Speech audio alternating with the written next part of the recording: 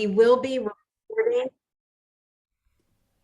There we go. We will be recording this session, so it will be available on the QuarkXPress YouTube channel later if you want to go back and revisit it. But hello, welcome. I'm Bunny Tharp with Quark Marketing, and I want to thank you again for joining us today. We're going to keep the lines muted until the Q&A discussion portion of the session, but you can feel free to use the chat to ask questions at any time, and we will revisit those again toward the end of the session. I would like to introduce to you Martin Turner, a PR and branding expert who's also a longtime QuarkXPress user and expert. We appreciate him sharing his expertise, both in terms of his professional experience and his product experience. So Martin, I will turn the show over to you. Bunny, thank you very much. I hope you can all hear me. I hope you also like the background. I'm actually in a studio right now, but the background you can see is taken from the new QuarkXPress stock photography feature. So if you've not tried that out yet, I wanted cool office. I typed in cool office, up it came with this, and that's what you're seeing. So it's not real, but I thought I'd show you this as a way of illustrating what we're doing. But what I want to talk about today is editing. I think we've got some people in the next room trying to move furniture around. Is editing, and I want to share with you the 10 laws of editing. Now, of course, these are not the real laws of editing. These are laws I've made up, but they're all born from experience. And I want to then show you some surprising features in Quark which can make editing much better. Now, my first job when I was straight out of university was as a typist for a Luminar company, and I spent a lot of my time editing stuff previously done. And I thought, when my career progresses, I will no longer have to spend time doing edits. Well, that shows what I knew. It turns out that for many designers, 3/4 of their time is done after the design process in doing client edits. And we always say to clients, please provide your final text to us, otherwise you'll be charged extra.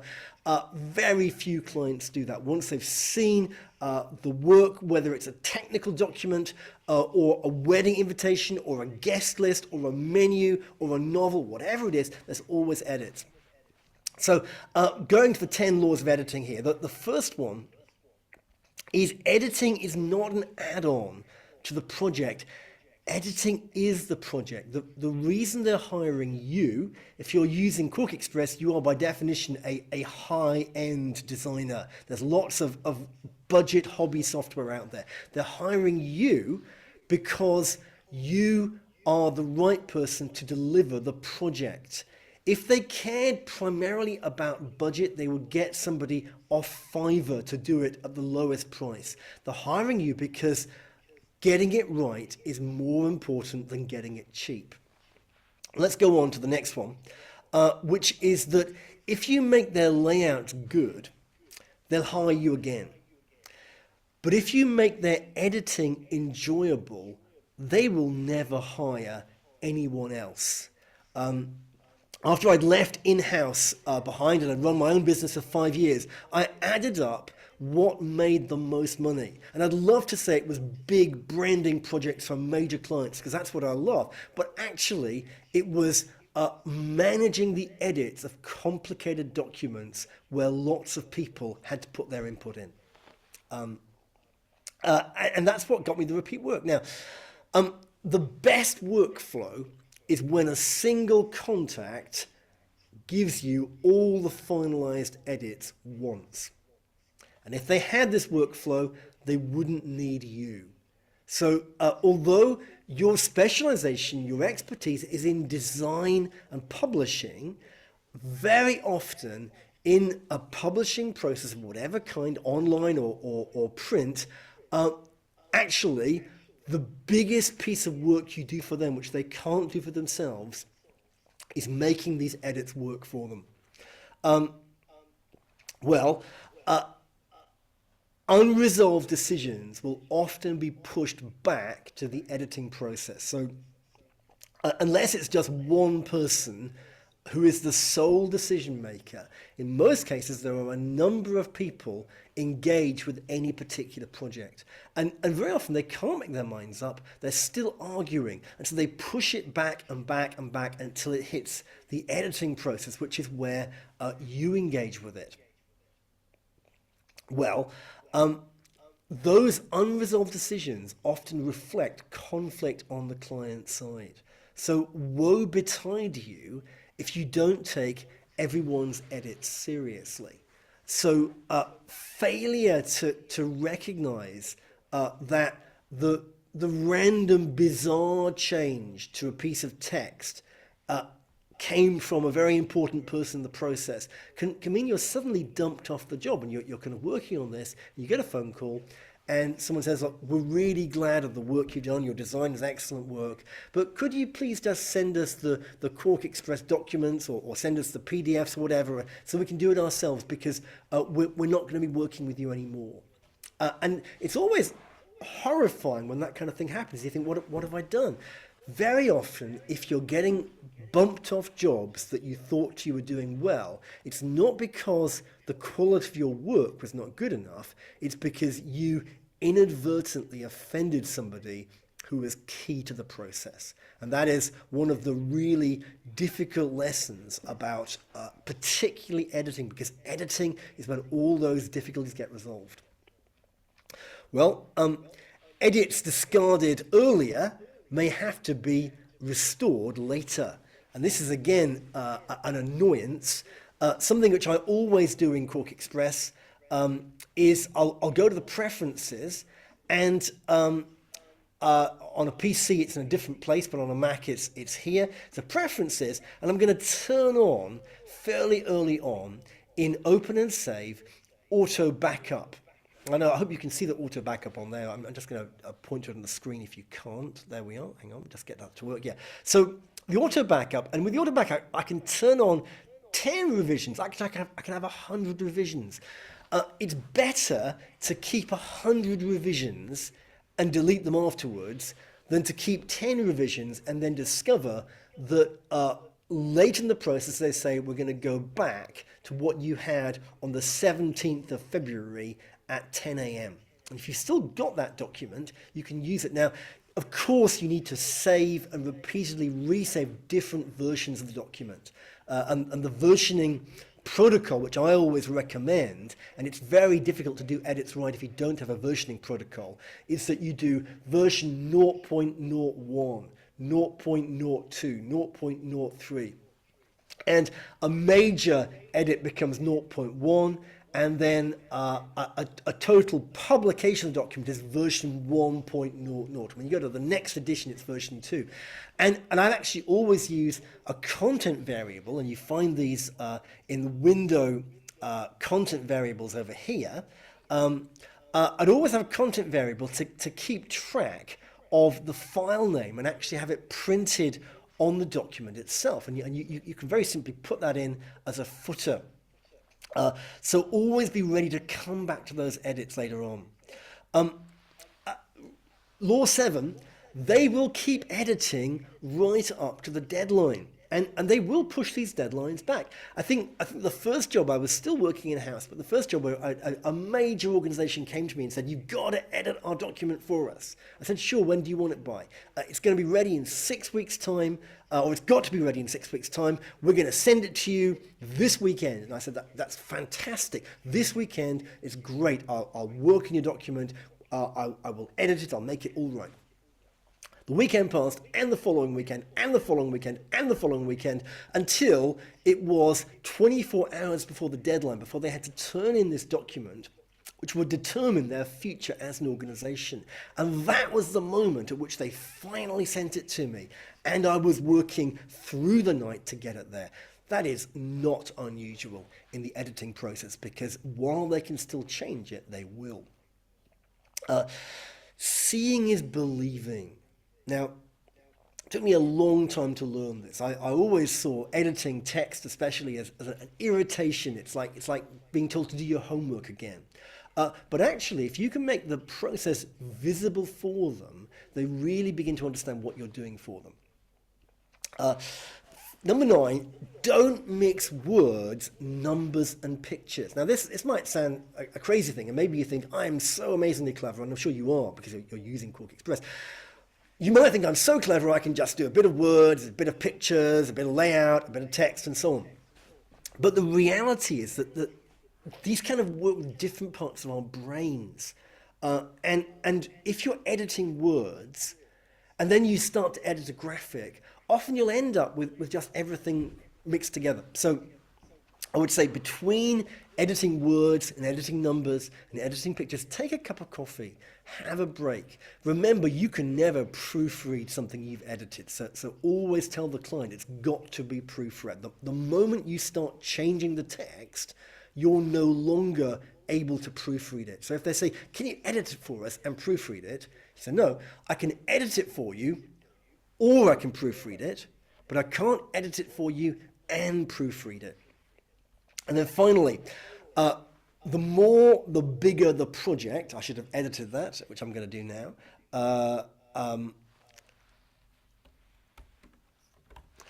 The bigger the project, the more edits, and plan them in from the beginning. Well, let me go to a document now, which I want to have a look at. Now, this is, I don't like sharing client documents with people. I wouldn't want my client documents from me being shared in someone's webinar. So I'm not going to show you an edited from somebody else. I'm going to show you a novel I'm working on. Not that I want you to buy my novel. It's just a NaNoWriMo novel. I wrote it in November. But I'm kind of playing around with it. But it's 100,000 words, so it's long enough to be a really complicated and interesting editing project. But it's all unimportant. And in fact, what I'm going to show you is a particular version I've done for this seminar. So it's called The Winds of Space. Cool name. Science fiction. If you're saying there's no wind in space, that's true. You're correct. And as you can see, this kind of goes on and on and on and on and on. And it's 100,000 words. It's about 280 pages. But as I'm working through it, I'm going to do what I always do if I've been asked to edit text. Is the first thing I want to do is identify what things have got to be fixed. So let me just point to one on here. Okay, so a voice interrupted the dark silence. Is that a great phrase, or actually is it a terrible phrase? It's often hard to know. But what you need to do is just identify them. So what I'm doing is I've got a text shading style. Now these were introduced 3 or 4 versions of Quark ago. So if you got, I think, version 2017 or later, text shading's in there. If you're using an earlier version, you might need to use underline or something. But what I've done is I've done a style sheet, which in this particular case is a character style. So I'm just going to come over here. Where's it gone? Okay, right. Over here on my character styles. And as you can see, yeah, that's better. As you can see over here, I've got my text shading styles. And that kind of sets like different things. We can look at just a light red there. And what I've done is here, I've created a character style called Edit Reused. So this has got, among other things, the text shading style in it of that particular thing which I showed you. So that particular text shading style, well, my hand's going the wrong place, yeah. Particular text shading style is going to be picked up over here as text shading red. And what that's going to do is it just makes it look like a highlighter pen. Now I can do that to a whole paragraph as well. So let's say I want to change the character voice here. I hope you can see that it's quite a light color. Maybe I'll put a consider delete. So I've tagged that as a paragraph style of consider delete. I'm just naming it consider delete. So I'm using the paragraph styles, not really to format it, apart from just to give that color, but to tag it as some text I want to work with. And I can kind of go through, and the first thing I want to do if I'm editing a document is to show what edits are going to be made. So it's tempting to kind of do it all in one go. But the first thing, especially if I'm working with a client, is I want to show them what we've agreed has got to be changed. Um, and so doing it in this kind of highlighting things is really helpful. And then when I put an edit in, depending on the client, I might put the edit in and keep what was original as well, maybe with a strikeout or something. You can do that easily with the paragraph style. Now, maybe you're thinking, yes, but there's already a feature for this, and that is the, has it gone now? Lost it for a second. There's actually a feature for tracking changes, which you can also use, but that only really works for changes when you're both working in QuarkXPress. And in most cases, that's not how it's going to work. So I'm using kind of highlighter colors to show different kinds of edits. And if I'm getting edits in from 10 different people, I'll give each person their own color so you can follow through your edits. Now, so that's all very interesting, Martin, but this is a lot of extra work. Why can't I just put the changes in? Well, the biggest problem of changes is tracking the changes, who did what, why they're here.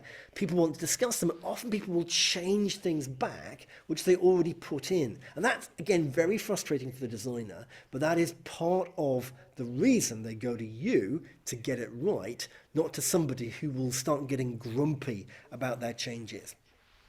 Now, here comes the clever bits. I'm going to go to Window, and in Window, I'm going to go to Lists. And you know, I'm sure, all about lists because you use them for tables of contents. So you've got lists there. I'm just going to open that palette. Where's it gone? Okay, it's over here. I've got lists now, and you can have a list for a table of contents. Let's just go to that list, and that's going to show me all my chapters. But lists do a couple of things. They don't just make a list which then appears on the page. They also create a hyperlinked list for when you send someone the PDF. And also, you can navigate around the document by just clicking on these. Now, you can see the text is flicking around there.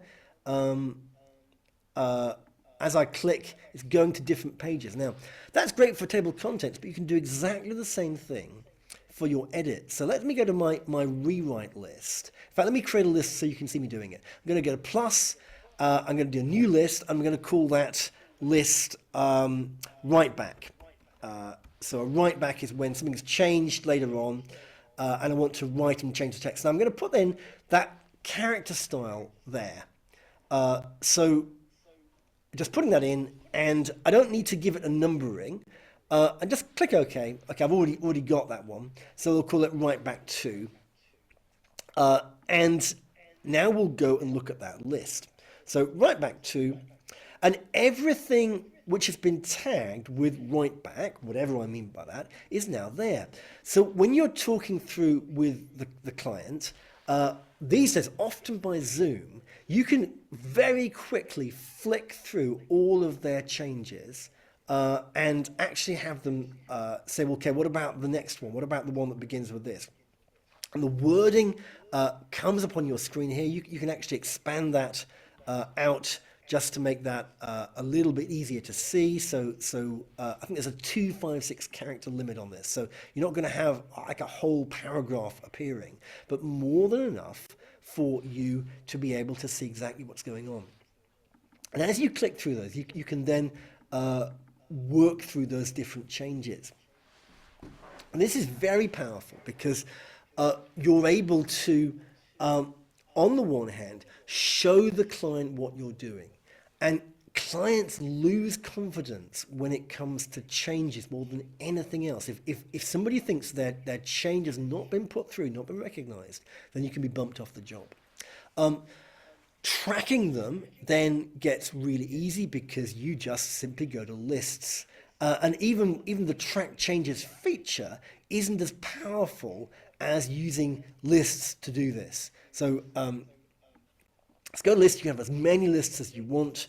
And you can even have lists which do other things as well. So another task that I often get given when I'm editing a document is people say we want an executive summary as well. This tends to be more in kind of presentation documents or major reports, very high value documents. And they say, can you write us an executive summary? And there's two ways of doing this. One way is to use lists to tag every title, subtitle, subheading, and then to write the synopsis on that basis. But if you're doing the kind of document where you actually have little summaries in a column, you can simply pull all those together with a list and have them appear. So one thing I hate about writing novels is writing a synopsis. It really, really annoys me because I kind of feel, why would I write the novel if the synopsis was good enough? And so for this particular one, what I've done is I've created a little, you see it over here. I've created a little box, and I've written in the synopsis for that chapter next to the text. It's much easier that way. And I've actually turned this to not print. So let me see if you can see my hand. I've turned printing off, so it's not going to appear. But I can now, again, create a list and, oops, that's a layer, not a list. Go back to that. I can create a list and compile that synopsis, not just in this layout, but in a different layout. So here, I've got my list, my synopsis, and instead of using current layout, I can get it off a different layout. And what it then does is it produces all of this text here, which is the complete synopsis of the entire novel, which normally I'd find very annoying. So lists can be used not only to create tables of contents and to track changes, but you can also use them to create summaries of the document, either automatically by looking at the subtitles or maybe summary text you put in the margins, or by writing summaries next to the text itself. So let me just go back to my 10 commandments again and just summarize why the workflow I've just shown you is important and powerful. You might think, well, this is nothing new. I've known this for years. A good workflow for edits is golden. So first off, giving the client the confidence you are doing their edits properly will give them enormous confidence to stop editing. So that very first commandment, editing is not an add-on to the project, it is the project. Secondly, if you make their layouts look good, they'll hire you again. If you make their editing enjoyable, they'll never hire anyone else. And if you can show somebody an editing process like the one I've just shown you, using highlighted backgrounds and where you can jump by clicking on the item in the list from place to place to place to place, so that as the client talks you through, then really they will not want to go to anybody else. And that biggest piece of work which I ever had, which lasted over about 6 or 7 different versions over 4 years, and I mean more than anything else put together, in fact almost more than everything else put together, it was just coming back to the edits because they didn't believe anybody could manage the edits in that way. The best workflow is when a single contact gives you all the finalized edits once, and if they had this, they wouldn't need you. Organizing their edits by color coding just makes life so much easier for them. Again, unresolved decisions push back to the editing process. They appear visually on the page. And that conflict on the client side, everybody you can see that you have taken their particular edits really seriously. Everything is there, even if it gets deleted later on, which in most cases it will be. That's why you can't just take everybody's edits and put them through, because they'll all send you edits about the same version of the document, and they will all conflict with each other. So you've got to be able to resolve that for them.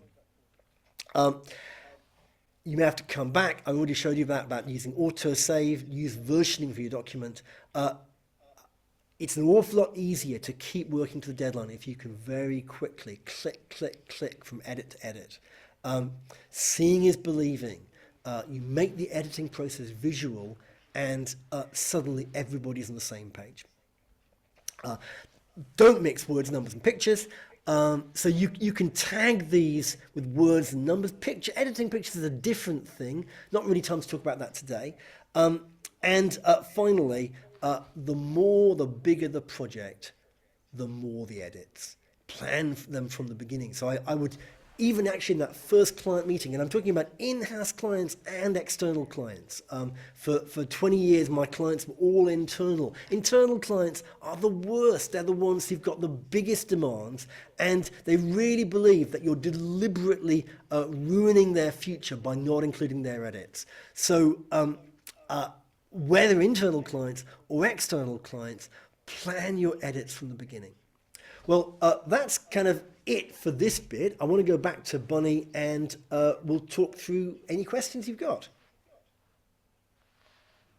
Okay, great.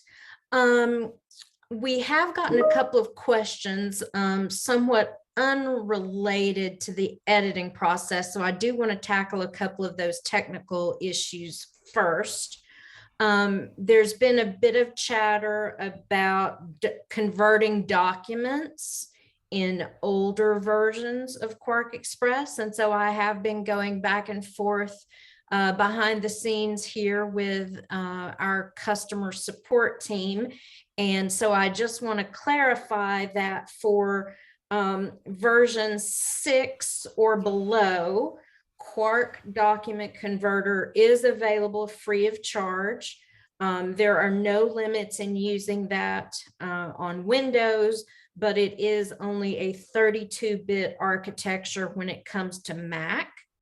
When it comes to QuarkXPress version 7 and above, I'm told that documents will open in QuarkXPress 2022 without any limitations.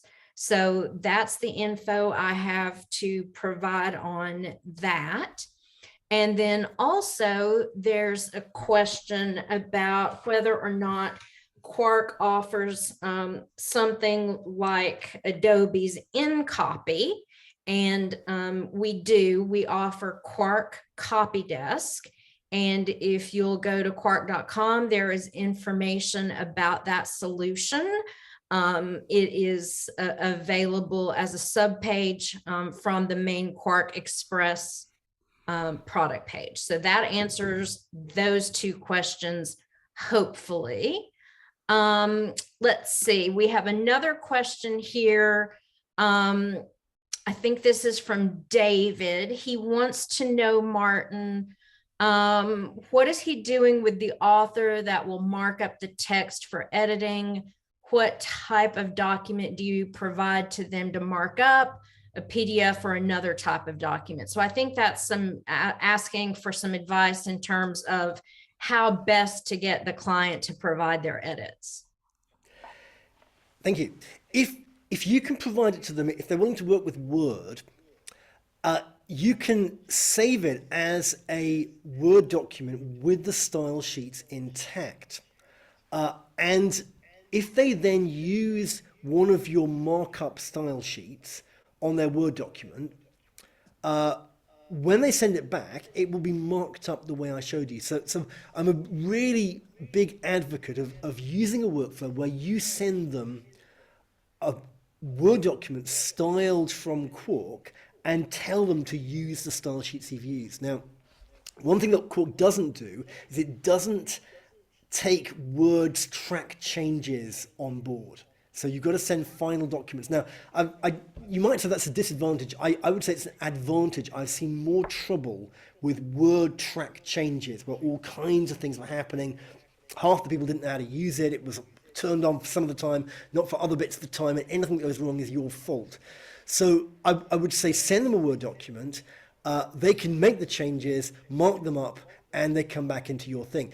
But if that's not good, you can send them an ebook or a PDF document where you actually send them the list of changes. You just put that list into the document, and they can click on that list and go from there'll be automatic links and go from change to change to change. Again, that's a very slick workflow, which they'll go, wow, this is amazing.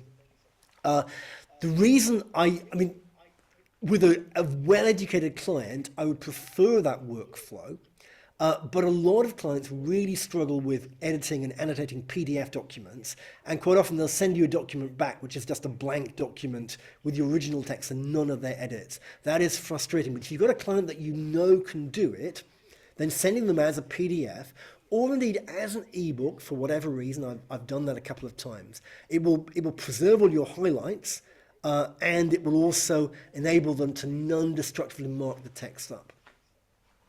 I actually accept edits by email with somebody saying, on page 17, it begins with these words, please change to that. And actually, if they send me an email with 25 corrections, I haven't even got to wade through the document. I can just search and find and go straight through those things. So for those kind of guys, again, that's a really good workflow. Okay, great. A bit of a sidebar question here, but it is one that we get rather often, Martin, and you have a lot of expertise here. So I'm just going to go ahead and throw it out. Programming solution for creating websites using QuarkXPress. If you want to maybe just touch on that a little bit. QuarkXPress is probably one of the fastest ways of creating a flex website which you are going to update yourself. So I've got a project on right now where it's going to be very high gloss, flex and everything, not the old static websites. And where I've got quite a demanding internal customer, I would say very demanding, and they want everything to be exactly right. It's an art project, so there's no options for it saying, well, the software can't do that. So as a way of producing what we call a flat website, where you've got to put all the links in yourself, that's a really good solution. In fact, Quark can work with pages in different ways, and you can introduce very easily YouTube videos, all kinds of interactive content, anything you can do in an HTML5 publication you can do on those websites, and you can put your own custom text in. Now that's often the level you want to go to, because everybody says I want a CMS, a content management system using WordPress or whatever, but they update WordPress once, realize that it really isn't as easy as they thought, and they come back to you anyway, and then you've got to go into WordPress and do whatever you want. So I've changed the screen there. So using QuarkXPress to just quickly create websites, and you can see at the bottom of the page here, you can, let me just quickly create an HTML5. I'm going to go to new project. I'm going to go to digital. I'm going to go to flex layout. It's easier if you use a fixed layout, but flex is what people really want. So fixed is very kind of old standard. It's great for ebooks, but for a website, you want to do that. My screen's now frozen up. Okay, so I've just created this document. I'm just going to drag across one of these templates. And I'm just going to do a quick preview now, because it always goes wrong on the demo. By the way, the machine I'm using is the latest Mac OS Max Apple Silicon. And that runs fine with QuarkXPress 2021 or 2022. I'm using 2022 here. And that's the latest Monterey version. But I've also got QuarkXPress 2022 running on a legacy Mojave system. There's some other software which I use, which is still 32-bit. It's deeply annoying, but it's still there. So I keep two machines running, and that also just helps me to keep in touch. Now, the other advantage to keeping a Mojave machine running is it's the last version that runs 32-bit software. So I can still run Quark Document Converter, which, again, I've still got some legacy documents. And this appears to be to go slow right now. I updated Safari just a couple of days ago, and there are still just a couple of issues with it. Let me just go to page preview for that instead. So what I'm doing is I'm now running a page preview from QuarkXPress, and hopefully that'll come out on Safari. So what Safari is now doing is it's now rendering that page, which it appears to have got stuck on. So that's just annoying. So hadn't prepared to do this, but you can put together a website really quickly using just some of these templates on the side here, and you just drag them across as blocks, and you can kind of change everything. And they don't just, it's not just kind of front pages, they go down to kind of contact pages and map pages and all kinds of things like that. And they're actually quite useful. But if you want to go a bit further, you can go down to flex layout blocks where you're much more doing your own design work. And that's mostly where you're going to be. There's only a limited amount you can do with just using predefined templates. And while you're there, you can use the Flex Object Browser, which just helps you navigate these kinds of things. You can kind of see them on the page there, just flicking around as I change that and see those browsers. Now, it's complicated because the way the web works is complicated. It's still not previewed properly, so we're going to have to restart Safari for that. But it's an awful lot easier than doing it from Dreamweaver, and it's a lot more flexible than a lot of software that offers to do your websites really easy. Now you can go to Wix and you can use their templates, and that's great, but it'll always look like Wix templates. Same thing with WordPress templates. I find it's quicker to create an entire website using the client's branding, using QuarkXPress as a flat website, which may be the final iteration, than to even choose a template in WordPress. Now, I've set up hundreds of WordPress sites over the years. I've got a MAMP installation on my machine, if you know what MAMP is, so I can run a sandbox version of a WordPress site. But actually just choosing the templates, and once you've chosen them, you discover that half the features are turned off unless you pay a premium price, etc., etc., etc. It's all just too annoying and boring. If I want my fonts, my images, my layout, QuarkXPress is where I start. Now, something you can do beyond that, and I've done this a few times, I don't recommend it unless you really need to do it, is then use your Quark output as a template for WordPress or Concrete 5 or Joomla or whatever else you use. And there's a piece of software called PineGrow, which enables you to convert these things more easily. Now, I want to say more easily because it definitely is not easily. There is nothing easy about creating WordPress themes, but if you are going to do it, I would say starting in Quark and then converting in PineGrow is an easy solution. But my experience of doing this is that the client still plays with it a couple of times, makes a couple of changes, and then he comes back to me and expects me to do those changes. Actually, I might as well stick to QuarkXPress. Sorry to throw that one at you, Martin, unprepared, but we do, continually get lots of questions about using QuarkXPress to create websites. And so I just want everyone to know who's registered a question about that today, that we are looking at doing a separate session and or tutorial on that very, very soon. And along those lines, hopefully everyone did receive the newsletter earlier this week, but if not, I will just let you know now that we are, taking ideas, we are crowdsourcing ideas for new QuarkXPress tutorials and or webinars that you would like to see. So you can email us at info@quark.com and register those ideas, and we're going to start working on those for you.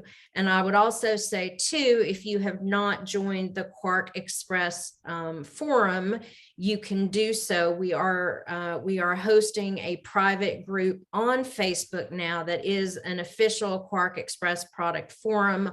Lots of folks are there to exchange information and ideas and talk about how you do things, how to do things better. So I would encourage everyone on today's webinar to be sure to go there, apply for membership, and you can plug in and ask questions of each other, as well as the fact that Quark support and product management are there as well. And Martin is also frequently on there and available to answer questions too. So we're coming up on about 11:42 now. Does anyone else have any other questions regarding how to better use QuarkXPress in terms of the editing process?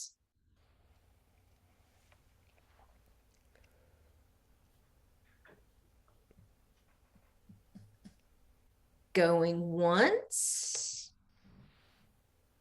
going twice. Thank you, Sarah. Any books that you would recommend, Martin, in terms of managing client expectations and making the editing process go smoother? That's a really good question. I can't think of any books about the editing process. I mean, books I always recommend is Robert Brinkhurst, Elements of Typographic Style. I've written a couple of books about QuarkXPress. The most recent one was 2018. Most of it is still up to date. But it doesn't really talk about editing. Editing's not one of those kind of sexy things where people want to write books about editing. And yet, it takes up so much of our time and so much of the energy and the emotional energy of the process.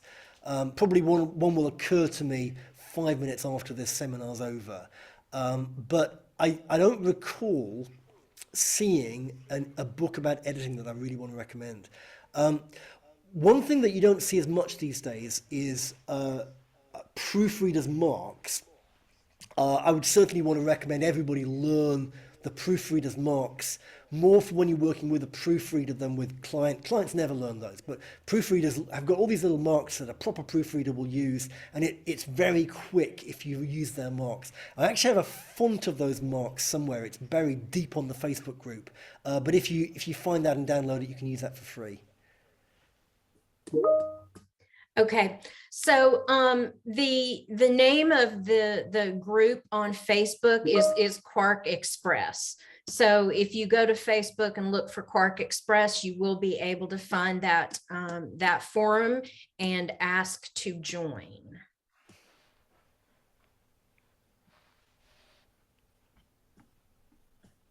Just paging through the chat here to make sure I didn't miss anything. One person said they're very grateful because, you know, some of the tips you've given today have helped provide sort of a fresh antidote to the nightmares of design by committee. Any other thoughts there, Martin? Because yes, that can get complicated. Design by committee is the worst, I've got to say. Especially when a catalog has become involved. People used to walk into my office and they'd say, I want this and this and this and this and this. And we could usually guess, oh, by the way, that website's come up now. It finally did render. I'll just show you that flexing. That's now in Safari. That's the website we looked at. But people used to come in and they got some kind of a catalog of promotional items. And they wanted us to do all the things in their catalog. And there was often really no plan behind it, except we've got some budget at the end of the year. We want to spend it. Let's get some print stuff done. So, you know, maybe a topic for another seminar that's a bit kind of broader than Quark is I always ask people for 4 things before I begin a project with them. The first is, what is your outcome? What is it you want to have achieved at the end? Is it something you can really achieve with a document? Secondly, who is your audience? Who are we making this for? You can't design until you know who the audience is. Often they will tell you exactly how they want it to look, but that's based on something they saw and liked, which may well be somebody else's copyright anyway. So who is the audience? Who is it for? The third thing is what's the message? What are you trying to tell people that if they believe it, will get them to do the outcome you want? And finally, the fourth thing is what's the delivery of this? So if somebody comes to me and says, I want a 45-page brochure, Okay, all of you print people immediately thought 45, that's a terrible number of pages. So are we going to have extra pages there? We're going to cut pages out. But on one occasion, I actually produced the person's brochure and everything. And they then came back and said, now, we want to mail this. And then they got the price of mailing a 45-page document, and it was very expensive. And they were like really cross because it's but why is it so expensive? Because it's heavy. Because that's what you asked for. Actually, working through outcome, audience, message, delivery. How is that document going to finally reach the end client? So I was making probably a rude gesture in America, though it's not the same here. How am I going to reach the client? The end client is crucial to the design of the document. If you get the committee thinking about those things, which they need to decide, it's easier to get them to stop thinking about additional enhancements they want to make to the document when it's almost finished. I've got a nightmare conversation coming up later today because right at the end of an enormous process of translation and editing, someone's come back with a completely different text, and they want that to be used in a couple of weeks' time. It won't have gone through any of the processes of verification, copyright checking, and all kinds of other things. That's kind of what you get when a committee suddenly changes its mind at the last minute. Yep, those are great pieces of advice, Martin. One technical question here to you or to anyone here in the group. How do you export from QXP to docx format and keep the footnote texts? Ooh, I'm not sure about footnotes. Footnotes are difficult from document to document. So generally speaking, I wouldn't be exporting footnotes. You can certainly import footnotes from Word. Let me just try and create a footnote right now and see if that does anything. But as a general rule, footnotes are very finicky from system to system. So I would generally I'm just typing in some text. I'm gonna see if this exports a footnote. Unfortunately, this is a 200-page document, so it may take a while. But let's just do that while we're here. Maybe the next question can come up while I'm trying this out. I wasn't expecting and this. So actually, let's see.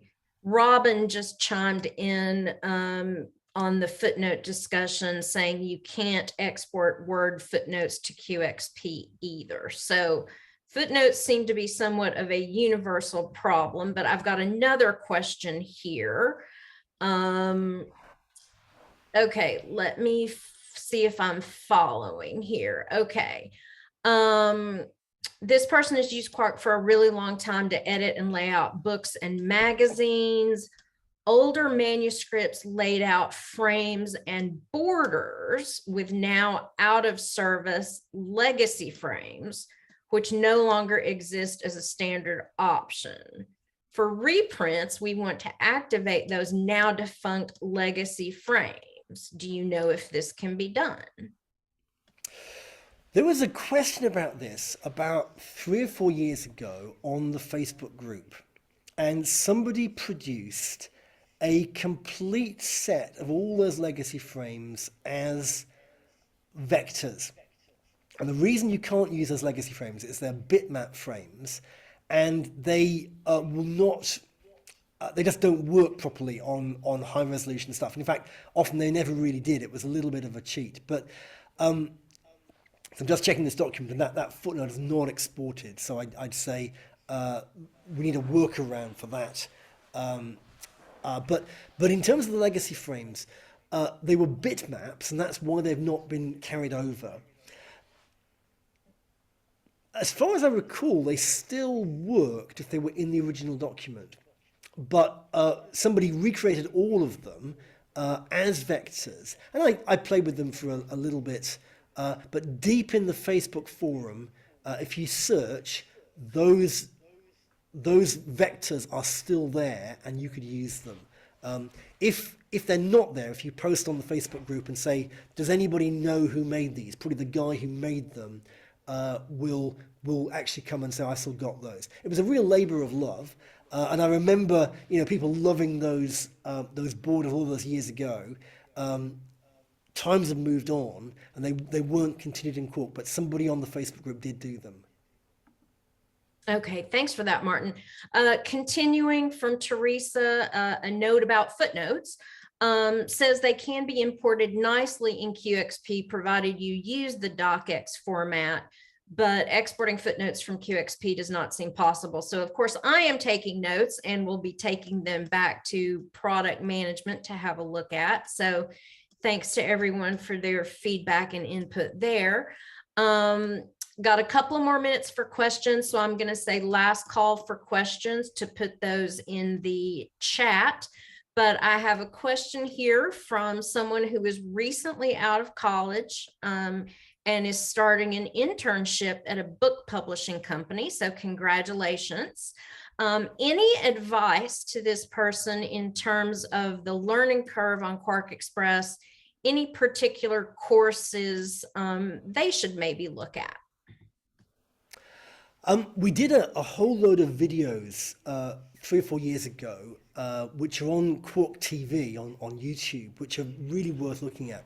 I'd say the most important thing to get into really early on with QuarkXPress is first style sheets. If you get style sheets working for you, they will dramatically decrease your workload. And also, if anybody who knows about Quark looks at what you're doing and sees you're using style sheets, they'll say, this person knows what to do. So let me just try and find a style sheet for you there. So we're still on the digital layout stuff, but let's go to style sheets. So just down here. And over here. So essentially a style sheet is it's a collection of different formatting things which you can use again and again and again. And you've got different tabs here to enable you to do that. And everything from formatting tabs themselves, rules, column flow and numbering is in the paragraph style sheets. And then you've got character style sheets, which is just down here. And in a character style sheet, you set the font, size, shading, and things like that. Get those right early on, and then also learn to use master pages. So I'm just going to go to the page layout over here, and at the top here you're going to see a where it says A Master A. I'm going to double click on that, and I'm now on the master page. Anything I put on this master page, let me just put a big circle with a thick border, and I'll just go back to one of these pages, and that now appears on every page. So clearly you're not going to want a big circle on every page, but if you can use master pages, and I just go back to here and delete that, and that's now gone on those other pages. Look at that. If you can use master pages and style sheets, then that will really unlock QuarkXPress for you in terms of what it can do and how to make it work for you fast. The promise of QuarkXPress is express. You can work really fast once you get to know this program. I'd also say learn the keyboard shortcuts. Because again, that impresses people no end. If they see you using keyboard shortcuts rather than doing everything with the mouse or the pointer, then it will really impress them. And well done for the internship and good luck. Okay, let me just check here and see if anybody else. Martin, everyone is very appreciative, as are we, that you joined us today. Everyone, thank you again for your time, and be sure to check quark.com for upcoming events. And again, we are taking notes of your questions and considerations for features and functionality, and join us here again soon, but also be sure to check out the Facebook forum. Thanks to everyone for attending, and we will see you soon. Have a great evening or great rest of your day.